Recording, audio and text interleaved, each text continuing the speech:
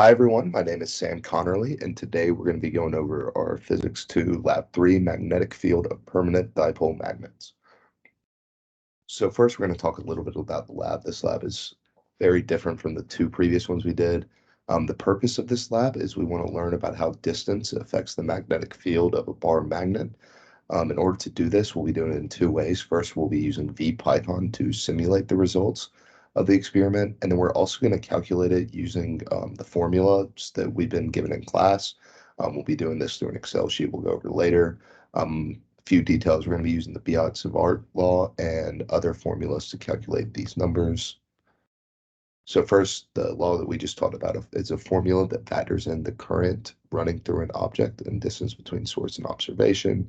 We're going to be talking about magnetic field formulas, specifically for loops and dipoles. We're going to talk about the field directions. So this is dipole moment direction is the same as the on-axis magnetic field, which is the same as the current. The three main formulas that we're going to be using are there below, and they'll be used in the Excel and in the Python simulation that we'll be running. There are a few more concepts. Magnetic field of a dipole from perpendicular observation. Because this is how we're going to be observing our experiment is from a perpendicular location from the bar magnet, and the magnetic field due to the bar magnet. And again, those two formulas can be found below. So the procedure for the lab is we're going to place a bar magnet down. We're going to turn on our magnetometer and find the magnetometer chip. This is going to be done on an app within our smartphones. Then we have to move the magnetometer to different positions along the x-axis, and we're going to record these results. We're going to do this 3 times for each position, and it's going to be based off the magnetic field. Then we're going to do a similar procedure, but we're going to do it at one specific magnitude, and we're going to move along the y-axis to get the off-axis results. Again, we're going to do this 3 times to help with consistency and to get a better idea of our numbers. And we're going to record this result, and then we're going to place it into our Excel file, which we'll go into in a sec. And these are 2 pictures that are here just to help you to understand kind of how the setup's going to look. In the first picture, that's us finding the magnetometer chip, kind of calibrating the app using our phone. And then the second picture is us moving the phone around to calculate distances from the magnet itself. And because we're using the x axis and y axis directions, we can get an idea of that direction vector. So first, we're going to see that here are our initial numbers and results.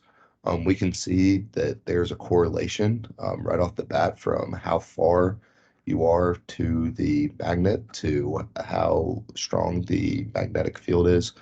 This is by using a natural log function of the magnetic field versus the radius.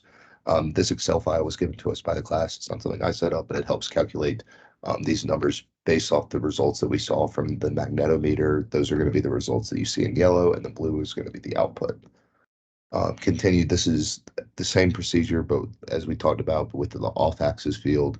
Again, the yellow is what we calculated, and the other fields are calculated by the Excel sheet itself. So a couple of the calculations that are being used on the sheet are going to be shown here. First, we're going to work to calculate K, and when we have K, we're able to solve for the dipole moment.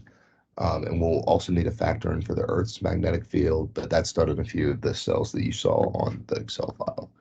And like we said, the observations that the closer you get to the source, the stronger the magnetic field gets. They get smaller the further away you get. Coding, this is how we're going to run it in the simulation. Kind of the same process here, but this is all done with the formulas and done on VPython.